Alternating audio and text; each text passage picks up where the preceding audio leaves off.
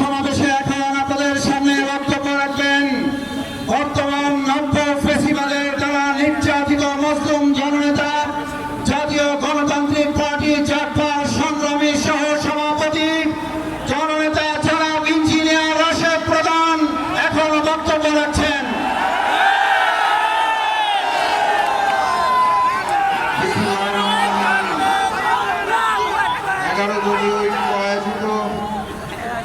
আজকের এই বিক্ষোভ সমাবেশের সম্মানিত সভাপতি, সম্মানিত প্রধান অতিথি, মঞ্চে উপবিষ্ট জাতীয় নেতৃবৃন্দ, আমার সামনে উপস্থিত মিডিয়ার ভাইরা এবং বাংলাদেশের মজলুম জনগণ, সবাইকে জানাই সংগ্রামী সালাম ও শুভেচ্ছা। আসসালামু আলাইকুম।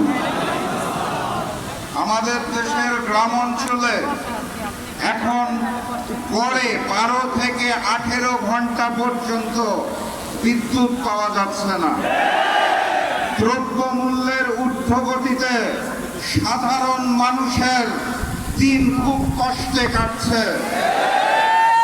তেলের জন্য যে লাইন প্রতিদিন দেখতে পাই, মানুষ অত্যন্ত কষ্টে জীবনযাপন করছেন।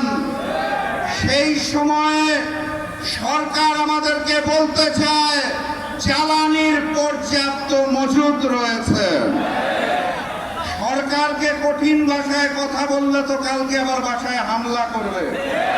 তাহলে সম্মানের সাথে, বিনয়ের সাথে বলতে হবে, মাননীয় প্রধানমন্ত্রী, মাননীয় স্বরাষ্ট্রমন্ত্রী, মাননীয় জ্বালানি মন্ত্রী, এতই যদি মজুদ থাকে তাহলে এত বড় লাইন কেন? মজুদ কোথায় রেখেছেন? নতুন হাওয়া ভবন কোথায় সৃষ্টি করেছে? সম্মানের সাথে বলা হয়েছে তো নাকি? আলহামদুলিল্লাহ।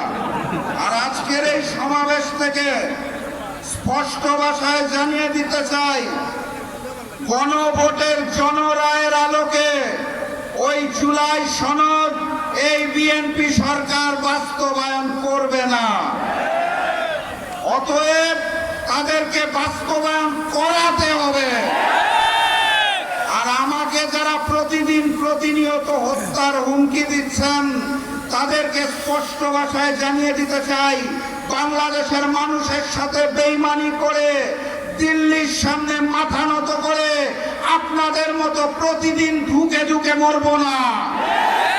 নির্ধারিত সময়ে মৃত্যুবরণ করব, তার আগে পর্যন্ত ইনসাফের জন্য লড়ব ইনশাআল্লাহ। লড়াইয়ে প্রস্তুত আছেন?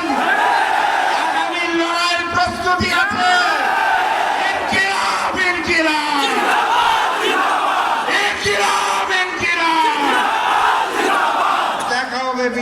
বিজয়ের পথে যাত্রা শুরু, জীবন অথবা মৃত্যু। আসসালামু আলাইকুম।